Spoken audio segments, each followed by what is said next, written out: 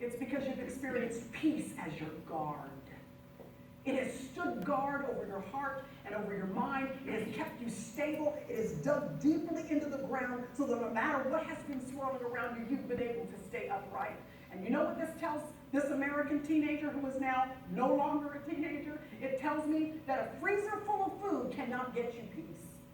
It tells me that a house full of great furniture is not what gives you peace. It tells you that buying your favorite clothes from your favorite department store will give you no peace. There has to be something deeper that is in our soul that will anchor us no matter what we have or what we don't have. A peace of a quiet conscience, peace of a restful mind, peace of a surrendered will, peace of a hopeful heart, peace of loving fellowship with our God. George Eastman was the founder of the Kodak Company. You know, Kodak film, back when we used to actually use film. A man who was wildly successful, a brilliant entrepreneur. And with that successful life, it actually ended in suicide. Marilyn Monroe, when she died, the newspaper headline read, Marilyn Monroe died Sunday, proving that even $10,000 a week won't buy you peace. Charles Schwab, one of the most successful financiers of our time, he died bankrupt and living on borrowed money for the last 5 years of his life. Reminds me of what King Solomon said. He said, I had wine and houses and vineyards and gardens and parks and fruit trees and ponds and forests of growing trees and servants and flocks and herds and silver and gold and the treasure of kings. He said, I had singers and I had many girlfriends. Everything that my eyes desired, Solomon said, I did not refuse them. And then he comes to Ecclesiastes chapter 2, verse 11, and he says, thus I consider all the activities of my hands, everything that I had done, all the labor I had exerted, everything I had accumulated, and behold, it was all there and grasping after the wind. We gotta have something that anchors us, that guards us, that keeps us, no matter what is happening around us.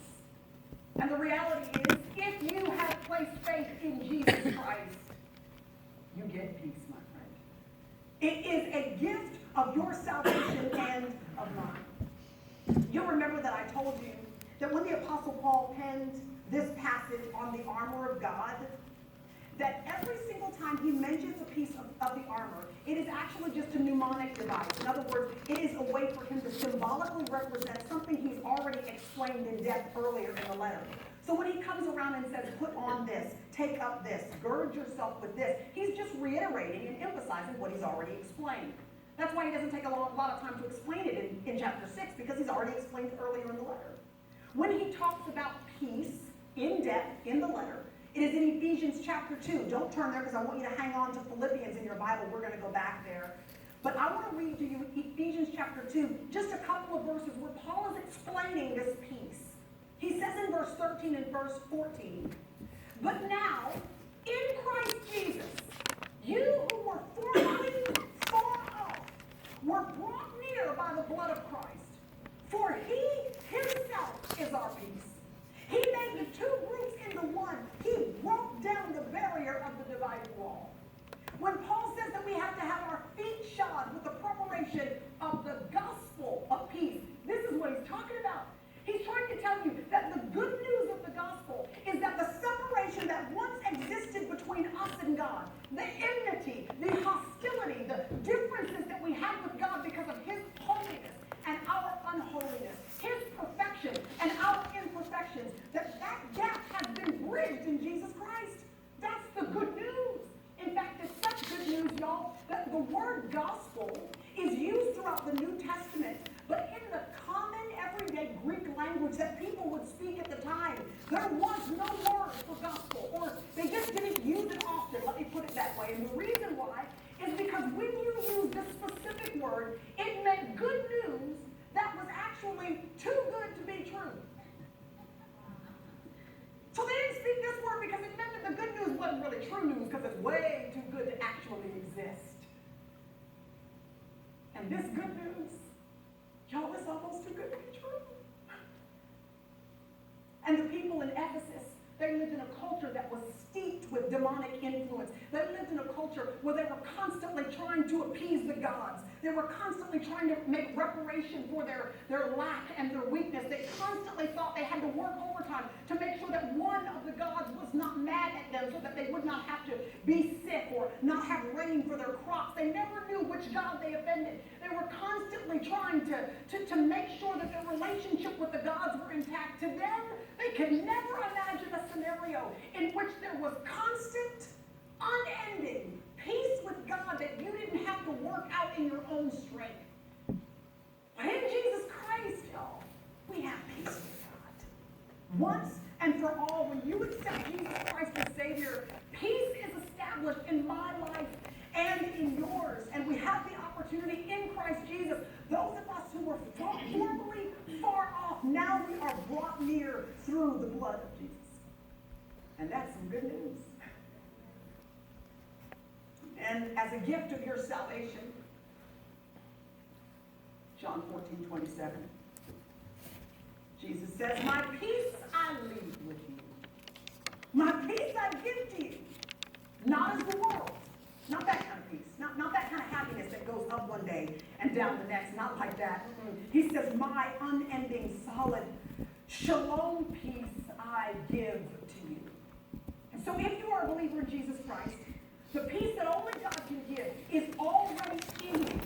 Now it just needs to be activated so that you can experience it in your life and in the regular rhythms of your everyday living. That takes us back to Philippians chapter 4, because it's going to tell us how to activate the peace of God that is in us. Verse 6 said, be anxious for nothing, but in everything by prayer and supplication with thanksgiving. Somebody say, with thanksgiving. With thanksgiving. He doesn't say, don't make your requests known. He doesn't say, don't come to me and verbalize exactly what's on your heart and the concern that you have and the needs that you need me to meet. He doesn't say to cover up all your vulnerabilities and not be authentic with him. On the flip side, he says, come, make your requests known. But while you are making your requests known, pepper it with thanksgiving. And when you are thankful to me, it will activate, verse 7, the peace of God which surpasses all comprehension, so that it can act as your guard in your heart and in your mind in Christ Jesus. So here's the progression. Thanksgiving activates peace. Okay? But the only reason you can be thankful, even when you still have requests to be made known, is if you actually trust that no matter what's going on, my God is still who he says he is, and he can do what he says he can do. So, trust fuels thanksgiving, and thanksgiving activates peace. I'm going to tell you to be thankful, even in the midst of your storm. Even in the thing you're praying about in your marriage, and the thing you're praying about in your finances and with your children and on your job, you keep making your requests known. And every time you feel anxiety or worry welling up on the inside of you, take that as your cue to be thankful. Take all that energy you would have spent worrying, bottle it up, and just cause yourself, demand of yourself that you will be thankful and grateful to your great God. Because I tell you this, no matter what is happening in our lives, there is always something to be grateful for. There's one other thing that I want to share you about the peace of God. It's in the book of Colossians. Flip on over to the book of Colossians. Colossians chapter 3. Because not only is peace our guard, but Colossians chapter 3 tells us something else. It says in chapter 3, verse 15, let the peace of Christ rule in your hearts, to which indeed you were called in one body, and here's thanksgiving again, be thankful. It said, let the peace of Christ rule in your hearts. The word picture of the word rule here in Colossians chapter 3, it really is of a presiding officer, like a judge that sits on the bench and he makes a call one way or the other. It's like an umpire at a ball game that decides whether or not the player has struck out or whether or not the player is safe. This verse is telling us that not only is peace your guard, peace is also your guide. Peace tells you what is inbounds and what is outbounds. Peace tells you when you're in the will of God and when you're out of the will of God. It is your umpire, your guide, helping you to be able to discern the voice and the leading of God in your life. This is important because the fact that Paul has given us shoes to put on gives us a hint to the fact that standing firm does not necessarily mean you are in a stationary position.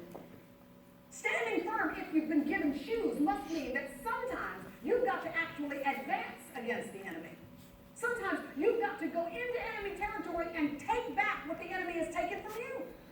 So that if there are strongholds that he has erected in your mind, you're not just supposed to stand still in this place in your life with strongholds. You're supposed to actively, proactively move forward and tear down what the enemy has sought to erect in your life. That's why you got shoes, so that you can move forward. The peace of God tells you how to move. It helps to guide you and direct you so that you know what steps to take and what steps not to take. The red light of conviction, you know that sense of conviction that you feel. You're not supposed to go there, not supposed to get into that partnership. You just feel uneasy about it. The red light of conviction means stop. The yellow light of uneasiness and doubt, it means wait. The green light of ease and peace, when confirmed by the word of God and wise people in your life, it means go.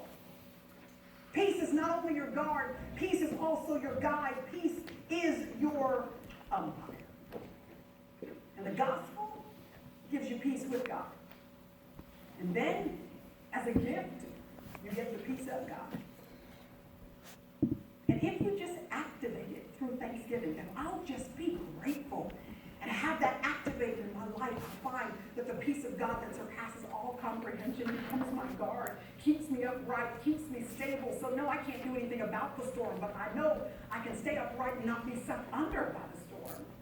And not only is it my guard, but then it becomes my guide, and it helps me to be able to discern how to move forward victoriously against the enemy, to tear down what the enemy has sought to erect in my life. Horatio Spafford is a man that lived in the 1800s.